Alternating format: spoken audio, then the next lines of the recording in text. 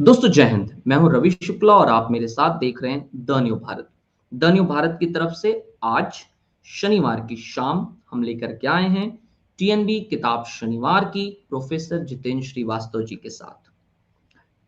आज 23 सितंबर है और 23 सितंबर 1941 को हिंदी के मूर्धन्य साहित्य आलोचक डॉक्टर मैनेजर पांडे जी का जन्म और उस जन्म से लेकर अपने नाम की तरह हर कार्य में, हर क्षेत्र में विशेष रहने वाले डॉक्टर प्रोफेसर मैनेजर पांडे के जन्मदिन को आज का यह कार्यक्रम समर्पित। उनके बहुत करीबी रहे, उन्हें बहुत करीब से जाने और समझे हुए, जिन्होंने उनके साथ एक अरसा बिताया, जिन्होंने उनके सानिध्य में बहुत कुछ, मैं कह सकता हूं, समाज को देने लायक सीखा, जिसके पदचिन्हों पर चलकर आज आलोचना का एक बड़ा नाम आदरणीय जितेंद्र श्रीवास्तव जी बने हैं। आज यह कार्यक्रम उन्हें समर्पित करते हुए हम आदरणीय प्रोफेसर जितेंद्र श्रीवास्तव जी का इस कार्यक्रम में स्वागत करते हैं। हमारे साथ हैं प्रोफेसर जितेंद्र श्रीवास्तव जी। सर, धन्यवाद रवि स्वागत है जी। आपका। और धन्यवाद। विशेष बात ये कि न सिर्फ इस कार्यक्रम के साथ में आदरणीय प्रोफेसर जितेंद्र श्रीवास्तव जी कार्यक्रम से पूर्व आज मैनेजर पांडे जी के घर जाकर उन्हें अपना स्मृति पुष्प अर्पित कर इस कार्यक्रम में उपस्थित हैं। साथ ही साथ मैनेजर पांडे जी को बहुत अच्छी तरह से समझकर व्यक्ति से व्यक्तित्व तक पहुंचाने का काम, मुझे लगता है कि आदरणीय प्रोफेसर जितेंद्र श्रीवास्तव जी वह व्यक्तित्व हैं जो बड़ी खूबी से, बड़ी आसानी से, सरलता से कर सकते हैं। मैनेजर पांडे जी, जिन्होंने अपना पूरा जीवन साहित्य को समर्पित किया, आलोचना के एक बड़े नाम, आलोचना का वह नाम जिस नाम ने समाज को, साहित्य को समझने की शक्ति दी, न सिर्फ समझने की बल्कि क्रांतिकारी विचारों को उत्पन्न कर उससे जूझने की ताकत दिलाई। सही रूप में देखें तो मैनेजर नाम भी अपने आप में विशेष है। और आदरणीय सर से मैं निवेदन करूंगा कि कार्यक्रम तो मैनेजर जी पर पूरा तरह से केंद्रित है, लेकिन मुझे जब इसका पोस्टर हमने किसी को भेजा तो किसी ने कहा कि सर से एक निवेदन करिए कि नाम के पीछे का इतिहास क्या है, आखिर कैसे उनका नाम मैनेजर कैसे उनका नाम पड़ा, यह जरूर बताएं। साथ ही साथ जिस तरह का व्यक्तित्व आलोचना का देखा जाता है, आलोचना का व्यक्तित्व आमतौर पर बड़ा कहें एक ऐसा हृदय जिसको कि भावनाएं और आदि चीजें जल्दी आहत नहीं करती। लेकिन हमारे सामने दो नाम हैं, एक मैनेजर पांडे जी का, वे आलोचक रहे, एक जितेंद्र श्रीवास्तव जी का जो स्वयं आलोचक हैं, लेकिन ये सहृदय भी हैं, भावुक भी हैं, इन पर भावनाएं असर करती हैं। आमतौर पर मैंने कहीं पढ़ा था, उसमें लिखा, आलोचक कभी भावों में बह करके भावनाओं की बात नहीं करता। वो एक तरह से, जिस तरह से लाश का पोस्टमार्टम किया जाता है, ठीक उसी तरह से साहित्य के साथ व्यवहार करता है।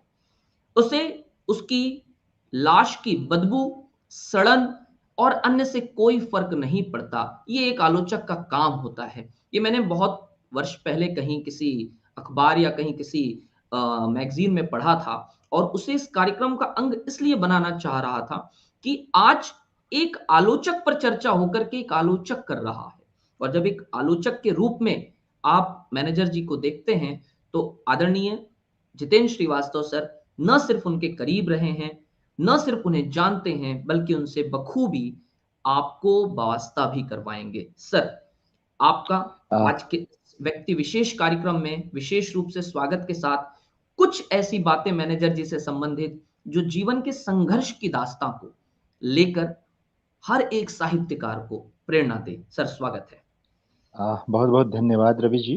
आ, आज पांडे जी का पहला ऐसा जन्मदिन है जिसमें वे नहीं हैं।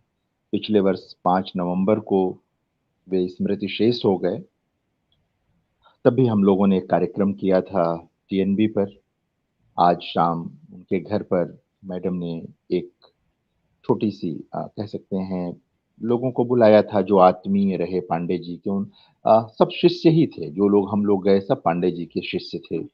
हम सब लोगों को उन्होंने गढ़ा, बनाया। आज हम लोग जो कुछ भी हैं, कम से कम मैं अपने बारे में तो कहता ही हूँ कि जो कुछ बन पाया उसमें पांडे जी का बड़ा योगदान है। अ, बहुत भरोसा करते थे वो अपने विद्यार्थियों पर, जिन्हें वो ठीक-ठाक विद्यार्थी मानते थे, अच्छा विद्यार्थी मानते थे। उनके साथ वो परिश्रम करते थे, जो सामान्य विद्यार्थी थे उनके साथ भी करते थे। तो आज हम सब उनको याद कर रहे हैं। अ, उनका पूरा जीवन संघर्ष का जीवन था रवि। बहुत साधारण किसान परिवार में वो पैदा हुए थे। जो बिहार का वह हिस्सा जो उत्तर प्रदेश से जुड़ता है, गोपालगंज, पहले वो सारण कहा जाता था। तो गोपालगंज जिले के गाँव में उनका जन्म हुआ था। एक साधारण किसान परिवार था, और जैसा अभी आप नाम को लेकर कह रहे थे, तो वहाँ नाम का कई बार एक असर ये भी होता है कि इस तरह के नाम आते हैं, शायद मन में भी रहता है कि बच्चा कुछ बड़ा करेगा, इस तरह की कोई चीज़ आएगी। वहाँ गाँव में बाहर की तरफ जो लोग रहते थे, कहीं बड़े जूट मिलों में, कहीं बड़ी फैक्ट्रियों में, कहीं क्वाइलरी में, जो मैनेजर या इस तरह के बड़े पदों पर लोग रहते थे। तो शायद कहीं न कहीं इस तरह का नाम रखने के पीछे वो चीज़ रही होगी। लेकिन पांडे जी को देखिए, पांडे जी ने बराबर अपने इस नाम के साथ और बड़ा, मतलब एक तरह से कई बार वो इसको लेकर के हास्य भी पैदा करते थे। एक बार कभी किसी ने उनसे पूछा कि आपका नाम तो मैनेजर अ, है मतलब। तो उन्होंने कहा कि मैं उस प्रदेश से आता हूँ जहाँ पर दरोगा नाम के व्यक्ति मुख्यमंत्री हुए। हुँ? तो ये भी उनके भीतर एक प्रत्युत्पन्नमति थे। मतलब जिस तरह के हाज़िर-जवाबी उनके पास जिस तरह की थी, वो दुर्लभ थी, कम-कम देखने को मिलती है। बहुत साधारण परिवेश से निकल कर आरंभिक पढ़ाई अपने गाँव में करने के बाद बनारस में आकर उन्होंने वहाँ के डीएवी अ, इस स्कूल और कॉलेज से, और फिर बनारस हिंदू विश्वविद्यालय से अपनी उच्च शिक्षा पूरी की। सूरदास की कविता पर उनका काम है, वो किताब उपलब्ध है, भक्ति आंदोलन और सूरदास का काव्य। मूल रूप से उनका विषय था कृष्ण काव्य की परंपरा और सूरदास का काव्य। पांडे जी बहुत हमारी अपनी परंपरा में आलोचक के लिए जो शब्द है रवि, वो सहृदय शब्द ही है, और पांडे जी सहृदय थे। बहुत सहृदय थे पांडे जी। जब मैं सहृदय कह रहा हूँ, तो सहृदय का मतलब भावुकता में बहने वाला व्यक्ति नहीं कह रहा हूँ। आलोचना के संदर्भ में वैसे बहुत भावुक भी थे वो। रिश्तों को निभाने वाले व्यक्ति थे पांडे जी। लेकिन एक आलोचक के रूप में वो पक्षधरता को मानने वाले व्यक्ति थे, और उनका बहुत स्पष्ट थी उनकी पक्षधरता, जो किसानों, मज़दूरों, स्त्रियों, वंचितों के प्रति साहित्य की क्या भूमिका होनी चाहिए, इस पर वो किसी भी तरह से अस्पष्ट नहीं थे, बहुत स्पष्ट थे, और अपने विद्यार्थियों को भी इसके लिए बताते रहते। बहुत सारे अनुभव अपने जीवन का वो हम लोगों से शेयर करते थे। इस बात के लिए मतलब वो सचमुच एक बड़ी प्रेरणा किसी के लिए भी थे, हैं और रहेंगे, कि कैसे बहुत साधारण पृष्ठभूमि से निकल कर एक अंतर्राष्ट्रीय व्यक्तित्व तैयार किया जा सकता है, अपनी मेधा और अपने परिश्रम के बल पर। पांडे जी ने अपनी मेधा और अपने परिश्रम के बल पर अ, यह बड़ा मकाम हासिल किया, यह बड़ी स्थिति प्राप्त की। वो हड़बड़ी वाले आलोचक नहीं थे। जब वो जोधपुर में अध्यापक थे, उस दौर में उन्होंने अ, कुछ निबंध लिखे जो बाद में साहित्य और इतिहास दृष्टि नाम की उनकी किताब में प्रकाशित हुए। वो आज भी जो नया से नया विद्यार्थी है साहित्य का, अगर वो रामचंद्र शुक्ल की इतिहास दृष्टि को समझना चाहे, हजारी प्रसाद द्विवेदी की इतिहास दृष्टि को समझना चाहे, रामविलास शर्मा की आलोचना दृष्टि को समझना चाहे, राहुल सांकृत्यायन की इतिहास दृष्टि को समझना चाहे, तो उस किताब से उसको गुजरना ही चाहिए, गुजरना ही चाहिए। अत्यंत सुगठित, गंभीर वो आलेख हैं, और वो एकदम युवा दिनों के आलेख हैं पांडे जी के। तो वो काम किया उन्होंने, और उसके बाद उनकी किताब प्रकाशित हुई, सूरदास का कृष्ण काव्य की परंपरा और सूरदास का काव्य, जो बाद में अपने परिवर्तित संस्करण में भक्ति आंदोलन और सूरदास का काव्य नाम से प्रकाशित हुई, अभी उपलब्ध है इसी नाम से। और साहित्य और इतिहास दृष्टि भी प्रकाशित हुई। अब ये किताबें उपलब्ध हैं विद्यार्थियों के लिए और खूब बिकने वाली किताबें हैं, मार्गदर्शक किताबें हैं। आज फेसबुक पर लिखते हुए मैंने लिखा भी था कि वो हम सब में इसी रूप में जीवित हैं, बचे हुए, उनकी किताबें हैं हर पल मार्गदर्शन करने के लिए। तो पांडे जी अ, कह सकते हैं कि जैसे कि भावावेग में आकर कुछ नहीं लिखते, बड़ी योजना के साथ लिखते थे। प्रेमचंद उनके प्रिय कथाकार थे, नागार्जुन उनके प्रिय कवि थे, कबीर उनके प्रिय कवि थे। जब मैं ये कह रहा हूँ तो इसका यह मतलब न समझा जाए कि तुलसीदास को वो नहीं पढ़ते थे, सूरदास पर तो उनकी किताब ही है। सूरदास की कविता को पहली बार किसान चेतना से जोड़ने का काम पांडे जी ने किया हिंदी आलोचना में। जो अन्य प्रसंग थे उनके साथ साथ कि सूरदास के पास जो एक कृषक चेतना है, उनकी कविताओं में जो अभिव्यक्त होता है, उसको देखा। कबीर की कविता में जो भोजपुरी की उपस्थिति है, जिस ढंग से उसको भी उन्होंने रेखांकित किया। तो ये सब पांडे जी के मतलब एक बड़ी रेंज जिसे कहेंगे कि भक्ति काल से लेकर एकदम नए कवियों तक, नए कथाकारों तक उनकी दृष्टि थी।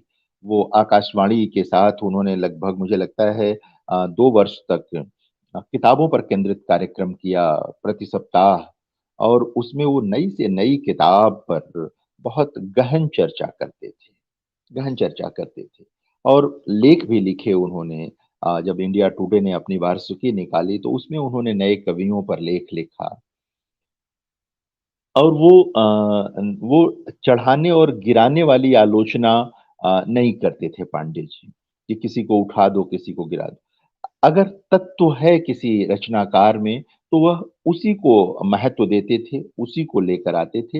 अन्यथा कोई माने मतलब नहीं था उनके लिए किसी चीज का। तो पांडे जी इस तरह से चीजों को लेकर आते थे। उनके विषय देखें, उन्होंने जो तमाम मतलब ये विधिवत जो सूरदास पर काम किया या अन्य पर, तो अगर आप देखेंगे जो उनकी आलोचना संबंधी निबंध हैं उनको देखें, जो उपन्यास संबंधी एक पूरी किताब है उपन्यास की आलोचना पर, एक कविता की आलोचना पर, एक आलोचना की आलोचना पर उनकी किताब है। तो ये सब जो चीजें उनके वहाँ हैं, साक्षात्कारों की उनकी किताबें हैं, जहाँ भी आप जाएँगे पांडे जी को देखेंगे बहुत सुव्यवस्थित हैं वो, सुचिंतित हैं वो, गहराई में उतरने वाले हैं। अपने अंतिम दिनों में वो दारा शुकोह पर काम कर रहे थे और वो किताब शायद हाल-फिलहाल में छप कर आ जाएगी कुछ दिनों में बाहर। अब वो हैं नहीं, उनके बाद वो पुस्तक तैयार हुई है, तो वो किताब आएगी। अ, प्रोफ़ेसर चंद्रा सदायत ने उसे तैयार करवाया है, तो वो किताब आएगी। अ,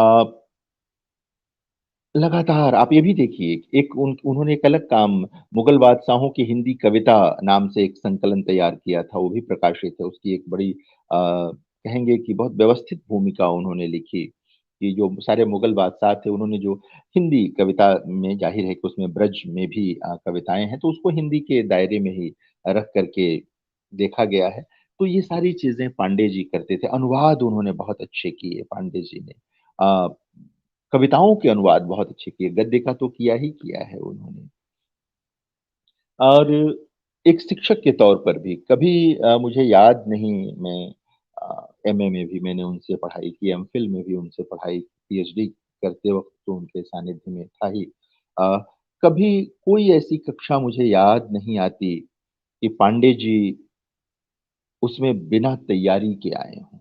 उनके हाथ में बराबर कोई न कोई नई किताब, सैद्धांतिकी की, थियरी की कोई न कोई नई किताब होती थी, जो उस समय आई होती थी। वो एकदम जिसको कहते हैं अद्यतन होते थे। हिंदी की पत्रिकाएँ तो पढ़ते ही पढ़ते थे।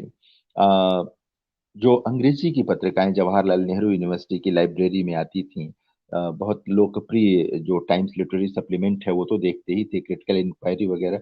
इसके अलावा कुछ और ड्रामा रिव्यू वगैरह जो बहुत महत्वपूर्ण जर्नल आते थे, उन सब से देखते थे और बराबर हिंदी साहित्य के लिए जो एक लगातार आवाजाही का मामला बन सकता था, वो देखते रहते थे और विश्व साहित्य से अपने विद्यार्थियों को परिचित कराते रहते थे। चाहे सैद्धांतिकी का क्षेत्र हो या सृजनात्मक लेखन का क्षेत्र हो कि क्या नया आया है, कैसे आया है और हम सब में प्रेरणा भरते थे कि हम सब लाइब्रेरी जाएँ और देखें इन पत्रिकाओं को, इन जर्नल्स से गुज़रें और उसका असर पड़ता था। हमारे बहुत सारे मित्रों ने, हम सब ने अ, बहुत कुछ जो अर्जित किया, वो ऐसी ही प्रेरणाओं के कारण किया। उनके साथ चलते हुए, उनके साथ टहलते हुए भी बहुत कुछ मिल जाता था। सूक्तियों में बात करते थे पांडे जी या फिर उसकी व्याख्या भी करते थे। उनकी अगर उनके व्याख्यान आपने सुने हों तो आप देखेंगे कि हर तीसरी-चौथी पंक्ति के बाद कोई एक सूक्ति वाक्य जैसी चीज़ आती थी और ऐसा नहीं कि कोई अचानक आ जाए सूक्ति वाक्य, वो सुचिंतित सूक्ति वाक्य होते थे। आप उनकी व्याख्या में उतर सकते हैं आप। तो ये करते थे और तमाम चीज़ें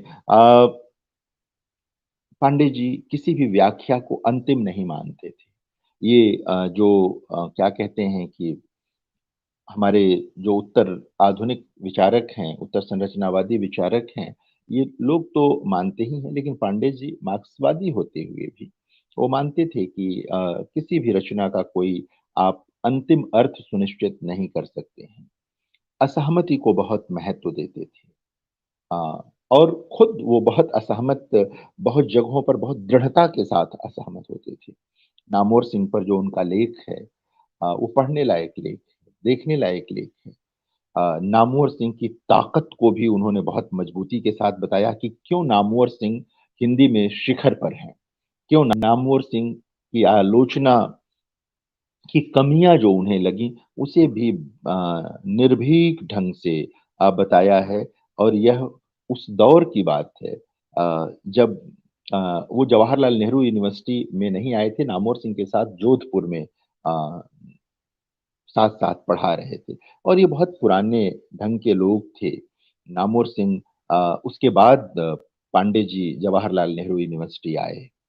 वो लोग अलग नस्ल के लोग थे, इन चीज़ों को देखते थे। तो पांडे जी का वह निबंध जो नामवर सिंह को लेकर है, वह तो हर युवा आलोचक को ज़रूर पढ़ना चाहिए कि किसी का मूल्यांकन करते वक़्त कैसे हमें राग-द्वेष से परे होना चाहिए। सिर्फ़ और सिर्फ़ हमारी नज़र में वो साहित्य होना चाहिए। तो ये चीज़ वहाँ पर आई। उनकी एक किताब ही है, आलोचना में सहमति और असहमति। हाँ, वाणी प्रकाशन से छपी किताब है। वो देखने लायक किताब है, देखनी चाहिए। इसी तरह उपन्यास की आलोचना पर जो किताब है, वो देखने लायक है। उपन्यास की भारतीयता जैसा जो उनका निबंध है, वह देखना चाहिए। हिंदी में जो साहित्य के समाजशास्त्र की एक तरह से कहें कि उनके पहले 1-2 किताबें आ गई थीं, लेकिन पहली व्यवस्थित मुकम्मल किताब हिंदी में उन्होंने ही संभव की थी और उसे नामवर सिंह को समर्पित किया था। बहुत सारे लोग जो इस विवाद को बाद में हवा देते थे कि नामवर सिंह बनाम मैनेजर पांडे, उन्हें देखना चाहिए। पांडे जी बहुत इज़्ज़त करते थे नामवर सिंह की। और उन्हें पूरा महत्व देते थे, लेकिन जहाँ उनसे असहमत थे, उस बात को भी वो कहते ही कहते थे। अ, सुनीता पर उनका जो एक निबंध है, वो देखने लायक है। जैनेंद्र को किस ढंग से पढ़ा जाए, उपन्यासों को किस ढंग से पढ़ा जाए ये देखने लायक है। प्रेमचंद को उन्होंने जिस ढंग से देखा, वो अपने पूर्ववर्ती आलोचकों से भिन्न है, रामविलास जी से भिन्न है वो। है उसी धारा में, है उन्हीं औज़ारों मार्क्सवादी औज़ारों के साथ प्रेमचंद को समझने की कोशिश की गई है, लेकिन वहाँ भिन्नता है। आपको दिखाई दे नया दृष्टिकोण दिखाई देगा। अपने इस कार्यक्रम में इतना स्पेस नहीं होता कि हम एक-एक चीज़ पर बात करें।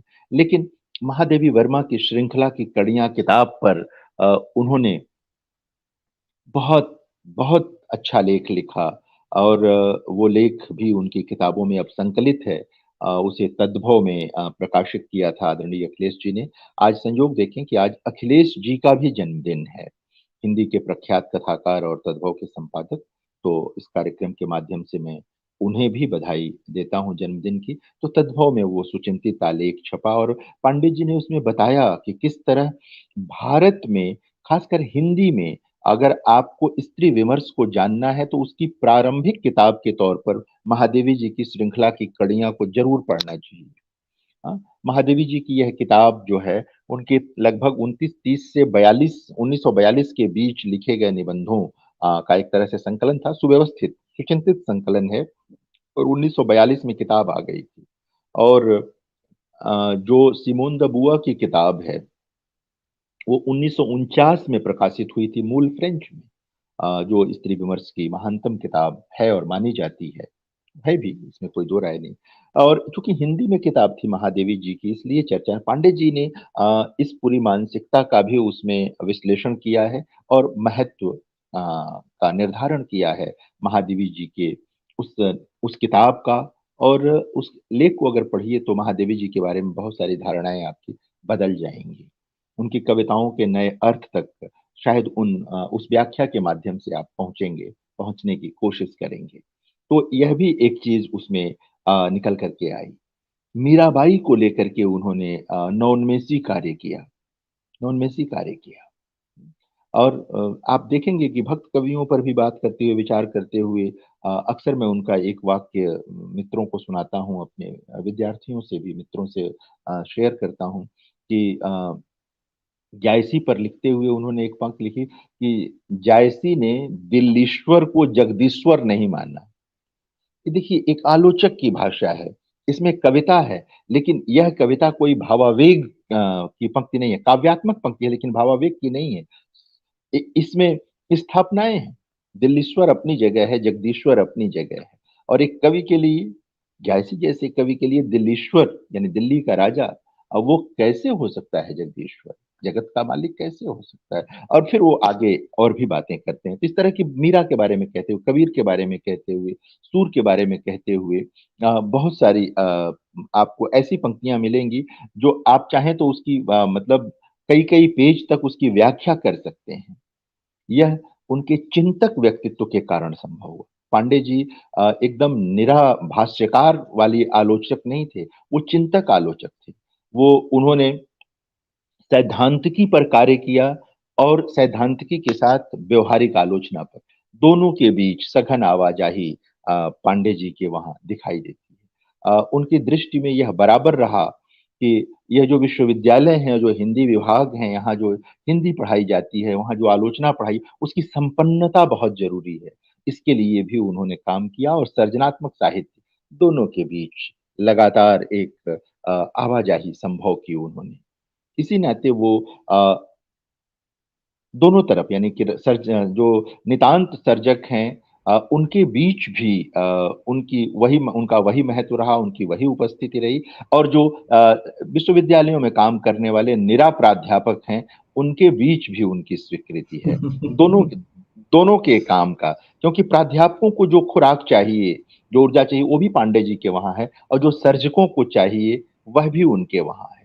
तो ये सारी चीजें पांडे जी के वहां आपको मिलेंगी और दिखेंगी। शिवदान सिंह चौहान बड़े मार्क्सवादी आलोचक थे एक दौर के, अब उनकी चर्चा लोग नहीं करते हैं। रामविलास शर्मा जी के साथ उनका एक सघन विवाद था और वो विवाद लोग याद करते हैं। लेकिन एक बड़ी अच्छी बात शिवदान सिंह चौहान के बारे में पांडे जी ने कहा कि चौहान साहब अपने आलोचनात्मक लेखन में लगातार आलोचना को पूर्वग्रह से मुक्त करने के लिए वैचारिक संघर्ष करते रहे। ये कौन रेखांकित करता है, ये किया उन्होंने। जबकि रामविलास जी के लेखन के प्रति भी उनके मन में सम्मान था। और रामविलास जी पर तो उन्होंने लंबा लेख ही है उनका, उनकी इतिहास दृष्टि को लेकर, और वो सचमुच विलक्षण लेख है, वो पढ़ने लायक लेख है।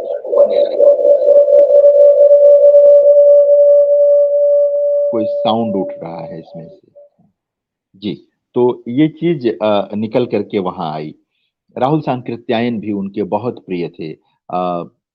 राहुल सांकृत्यायन पर भी उन्होंने काम किया। एक संस्था भी थी जो राहुल जी पर काम, प्रतिवर्ष उसके आयोजन भी कराते थे पांडे जी। तो पांडे जी का जो बौद्धिक जीवन था, वो सबके सामने है, सारी चीज़ें हैं और लेकिन संघर्ष रहा। वो कोई बहुत मतलब कह सकते हैं कि कोई चीज़ उनको तश्तरी में सजाकर कभी नहीं मिली। जो भी उन्होंने अर्जित किया, अपने संघर्ष, अपनी प्रतिभा और अपने परिश्रम से अर्जित किया, अपनी मेधा से अर्जित किया। तो यह एक बराबर याद रखने वाली चीज़ रही और उनके होने से ना एक विश्वास रहता था कि कोई भी व्यक्ति जो बहुत सामान्य पृष्ठभूमि से विद्यार्थी आते थे, उन्हें भरोसा रहता था कि हम भी कुछ कर सकते हैं। वो एक उदाहरण की तरह थे सबके सामने। उनकी तेजस्विता, हालाँकि विद्यार्थी उनसे डरते भी बहुत थे क्योंकि वो अ, कोई भी मतलब हल्कापन पसंद नहीं करते थे। आपके लेखन में, आपकी तैयारी में, आपकी पढ़ाई में हल्कापन पसंद नहीं करते थे। वो डाँट सकते थे आपको। लेकिन उनके क्रोध में करुणा थी। वो निराक्रोध नहीं करते थे। किसी का अहित करने वाला क्रोध कभी नहीं किया उन्होंने। क्रोध किया तो विद्यार्थियों के भले के लिए किया। मुझे लगता है कि उनके साहित्य से तो लाभान्वित लोग जब तक हिंदी साहित्य रहेगा तब तक होते रहेंगे, करते रहेंगे हम सब। निजी जीवन में भी बड़ी संख्या है उनके ऐसे विद्यार्थियों की जिन्होंने उनसे बहुत कुछ सीखा और पाया, उनकी छाँव में बैठकर बहुत कुछ अर्जित किया। आज उनकी अनुपस्थिति में हमने उनको याद किया, उनका जन्मदिन मनाया, उनके करीब दिल्ली में रहने वाले कुछ शिष्य जो अलग-अलग संस्थानों में अब आचार्य हैं, वो सब वहाँ इकट्ठा हुए, बातें की हम लोगों ने, उन्हें उनकी तस्वीर पर हम लोगों ने पुष्प अर्पित किया। यह इसके अलावा अ, हम लोग और क्या कर सकते हैं? याद ही कर सकते हैं उन्हें और जिन जीवन मूल्यों के लिए उन्होंने संघर्ष किया, जिन्हें स्थापित किया अ, उनके लिए काम कर सकते हैं, काम करना चाहिए और शायद अ, जिस तरह के वो शिक्षक थे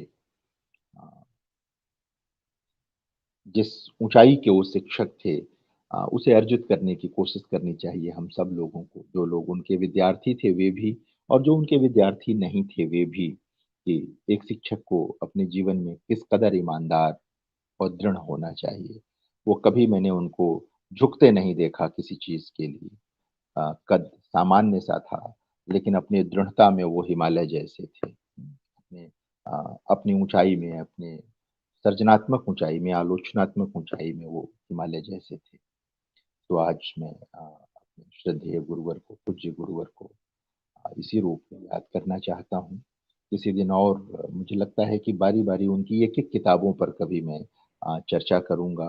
कुछ शनिवार सिर्फ़ पांडे जी के लिए रखेंगे और उनकी कुछ महत्वपूर्ण 7-8 किताबों पर हम चर्चा करेंगे अलग-अलग, विस्तार से कि उन किताबों में क्या है और वो क्यों हिंदी साहित्य की निधि हैं, हाँ? और रहेंगे। तो बहुत-बहुत धन्यवाद रवि जी आज के इस कार्यक्रम के लिए। बहुत धन्यवाद आदरणीय प्रोफेसर जितेंद्र श्रीवास्तव जी। सर ने जिस तरह से हमारा मार्गदर्शन किया, हिमालय सी ऊंचाई बताते हुए, सहृदय, भावुक, लेकिन कार्य के प्रति, ताकि विद्यार्थी का विकास हो, सख्ती भी, कठोरता भी, लेकिन ऐसी कठोरता और सख्ती नहीं जिससे कि किसी का अहित हो, किसी विद्यार्थी के जीवन में किसी प्रकार की रुकावट आए। जिस तरह से स्वयं संघर्ष कर आगे आए थे, उसी संघर्ष से सबको परिचित करवाते हुए, उस संघर्ष की दास्तां बताते हुए, नए सफर की तलाश में जहां पर भी कोई जाना चाहता है, उसे सही राह और लक्ष्य देकर आज हम सभी के बीच भले ही नहीं, लेकिन प्रोफेसर जितेंद्र श्रीवास्तव जी समेत कई ऐसे उनके विद्यार्थी जिनमें आज भी मैनेजर पांडे जी जीवित हैं, साहित्य में जीवित हैं और जब तक साहित्य रहेगा, साहित्य के साथ-साथ प्रोफेसर मैनेजर पांडे जी का नाम भी रहेगा। आदरणीय सर, आपने अपना कीमती समय निकाल कर आज की इस चर्चा को दिया। मैं हमारे समस्त दर्शकों की तरफ से, हम सभी की तरफ से आपका विशेष धन्यवाद ज्ञापित करता हूं और जैसा कि आपने कहा कि क्रमबद्ध तरीके से भावी शनिवारों में हम प्रोफेसर मैनेजर पांडे जी की किताबों पर एक-एक कर क्रमवार चर्चा करेंगे और सभी कह रहे हैं कि उसकी प्रतीक्षा भी रहेगी। तो इस विशेष रूप से एक गुरु को याद करते हुए विद्यार्थी का, उनको अपना सब कुछ मानने वाले का भावुक हो जाना, हृदय गमगीन हो जाना, गला रूंध जाना बहुत कम देखा जाता है। और जिस तरह से आप बात कर रहे थे, ऐसा लग रहा था कि हम अपने आप में आदरणीय प्रोफेसर मैनेजर पांडे जी को महसूस कर रहे हैं। वह बातें जो आपने कहा कि हम इतना समय नहीं होता कि हम उन बातों पर चर्चा कर सके, वह सब कुछ जो आपने संक्षिप्त में बताया, उनके व्यक्तित्व को समझने के लिए मुझे लगता है कि हर एक व्यक्ति के लिए बहुत है। आज की इस चर्चा को यहीं रोकते हुए अगले एक शनिवार छोड़कर फिर आपके साथ बैठेंगे, किसी किताब, किसी साहित्य, किसी नए कवि या लेखक पर बातचीत करेंगे। तब तक के लिए सर आपका बहुत शुक्रिया, और शुक्रिया उन तमाम दर्शकों का जिन्होंने इस कार्यक्रम को अभी देखा, जो बाद में देखेंगे। साहित्य को समर्पित और साहित्य को आगे बढ़ाने वाले इस कार्यक्रम को जो भी अन्य लोगों के साथ साझा या शेयर करना चाहते हैं, उनका हम स्वागत करते हैं। और साथ ही साथ इस कार्यक्रम को अन्य लोगों के साथ पहुंचाने से विशेष ये कि आप ऐसे कार्यक्रमों से जुड़कर साहित्य की उन विधाओं को, उन कवियों, लेखकों को समझ सकते हैं जिन तक आपकी पहुंच नहीं है। फिलहाल के लिए इतना ही, रुकते हैं। बहुत शुक्रिया, धन्यवाद, जय हिंद।